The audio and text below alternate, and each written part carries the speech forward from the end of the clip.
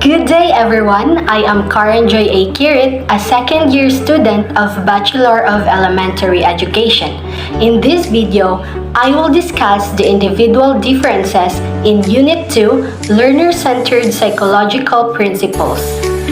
In this topic, here are the learning objectives. Individual differences. So what is individual differences? Well, there are many definitions of individual differences according to Drever James, Carter B. Good, Skinner C.E., and lastly, according to R.S. and Marquis D.G. Those definitions are stating that there are no two people who are exactly alike. Every person is unique. Even identical twins are not similar to one another. Different people have different attitudes, aptitudes, IQs, talents, hobbies, and other personality traits. Now, let's go on to the first one, which is individual differences in learning. Learners have different strategies, approaches, and capabilities for learning that are function of prior experience and heredity. Yes, of course, each learners have different learning abilities. They have different approaches when it comes to learning, wherein some students prefer to read books, some prefer to write, and some also prefer to learn from experience. Diversity is a natural part of life. The learning environment is the best example where diversity is manifested between and among learners. Each learner has his or her learning style, intelligence, potential, skills, talents, learning preferences, as well as cognitive abilities, which are the effects of both experience and heredity. Theories on multiple intelligences, learning styles, and the differentiated instructions are all to be considered when planning the delivery of lessons. Teachers assist and support their learners in identifying their most effective learning style, dominant intelligence, skills, and potentials, and help them identify the ways and means on how they can use them to maximize learning. Current trends in teaching encourage teachers to apply concepts on multicultural teaching, differentiated instruction or DI, and the universal design for learning or UDL. All these principles support the premise that teachers should be creative, innovative, and supportive of the individual differences of their learners.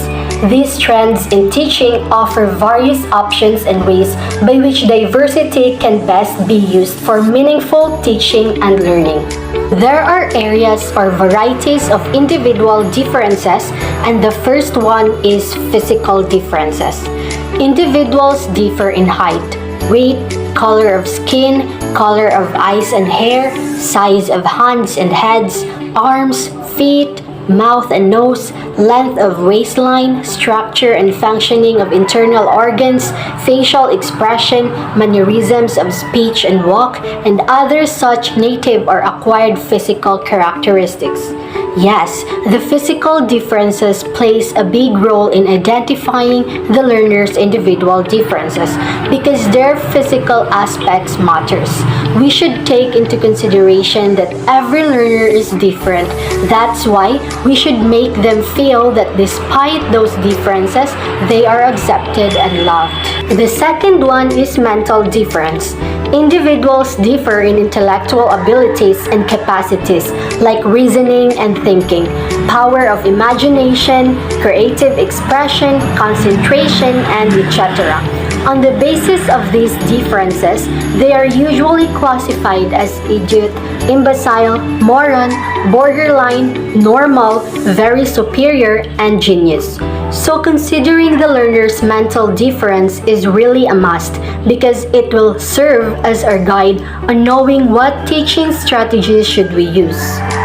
The third one is differences in motor ability. There exist wide differences in motor abilities such as reacting time, speed of action, steadiness, rate of muscular movement, manual dexterity, and resistance to fatigue, and etc. The differences in motor ability or psychomotor ability also include general abilities such as jumping, running, and dancing.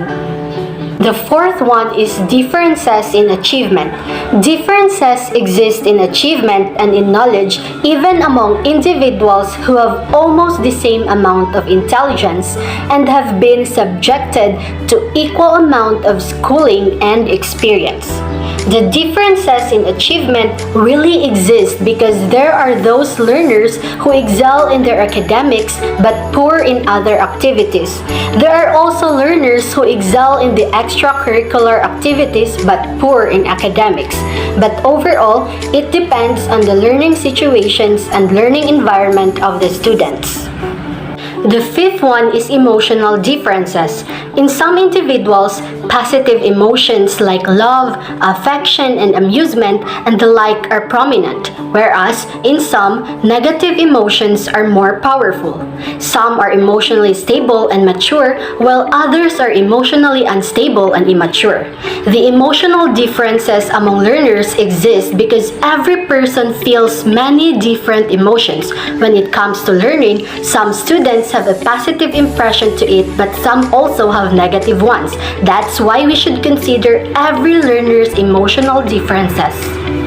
The sixth one is differences in interest and aptitudes. Variations occur among the individuals in relation to the specific taste and interest. Individuals are also found to have different aptitudes. Some have mechanical aptitude, while the others have scholastic, musical, or artistic aptitudes. The interest of each learner differs from one another. Like for instance, some likes to socialize but some don't. Some are interested in social gatherings but some likes to stay at home. The learners' differences in aptitudes can determine their growth and success. The seventh one is differences in self-concept. Self-concept reflects the images, considerations, or judgment about one's abilities and limitations usually held by an individual, not only projecting himself before others but also for estimating himself in his own eyes. Low self-image can give rise to low self-esteem. So how learners view themselves reflect their self-esteem or self-confidence, but we cannot deny the fact that some learners view themselves very lowly but some don't. The differences in their self-concept should be considered in order for teachers to come up with methods that can higher their self-esteem and would conceptualize themselves positively. The eighth one is learning differences. Some learn more easily and are able to make use of their learning more comfortably than others. For some, one method of learning or memorization is more suitable, while for others, a different method suits. Alright, so learners have different learning methods. For example, one learns through memorization and one learns by listening. Students' learning abilities differ from each other due to the fact that they have different learning styles, so teachers should always consider these differences in order to have an effective learning in the classroom. The ninth and last one is differences in social and moral development.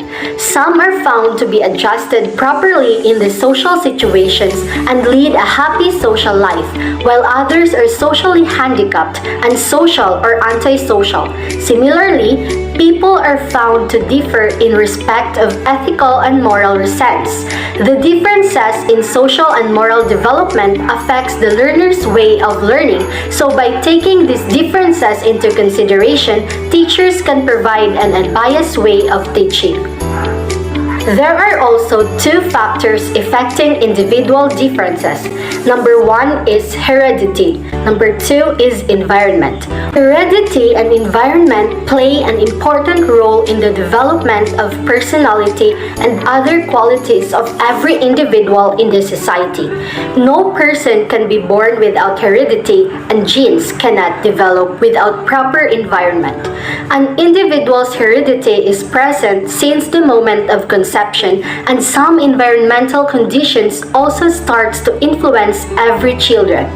Each traits and response of an individual depends on his or her heredity and environment. Therefore, in order to know more about each individual, it is necessary to understand their heredity and environment. Now, there are also the role of teachers or schools in meeting the individual differences.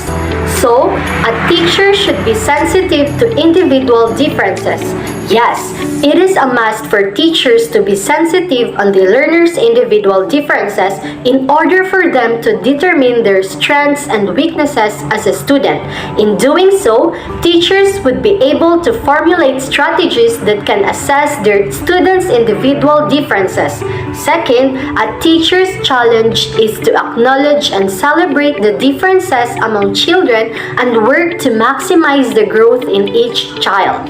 Yes, it is indeed a challenge for teachers to acknowledge the learner's differences because it can help mold the child's potential and to test their problem-solving skills as well as to enhance their critical thinking skills.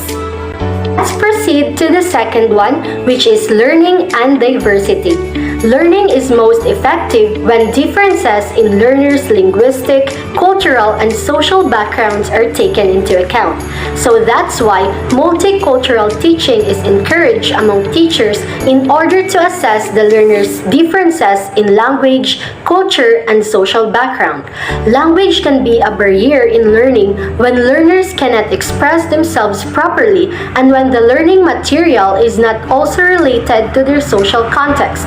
For instance, one of your students is not that capable in understanding the English language. So as a teacher, you need to be able to speak to his or her mother tongue language in order to have an effective flow of communication wherein learning is also taking place.